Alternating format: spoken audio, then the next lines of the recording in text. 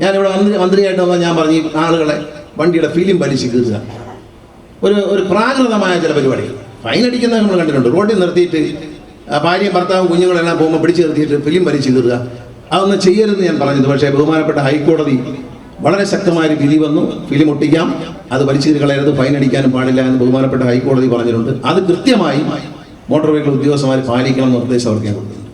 കാരണം കൊച്ചു കുഞ്ഞുങ്ങൾ, മുലയൂട്ടുന്ന അമ്മമാർ, ക്യാൻസർ രോഗമായി റേഡിയേഷൻ കഴിഞ്ഞിട്ട് കീമോ എല്ലാം കഴിഞ്ഞ് ക്ഷീണിച്ച് വീട്ടിലേക്ക് പോകുന്നവർ പെരു വെയിലത്താണ് ഇരിക്കുന്നത്. അങ്ങനെയൊക്കെ പോകുന്ന ഒരു സൈഡിൽ ഇട്ടാൽ ടവലൊക്കെ തൂക്കിയേക്കുന്നതാണ്.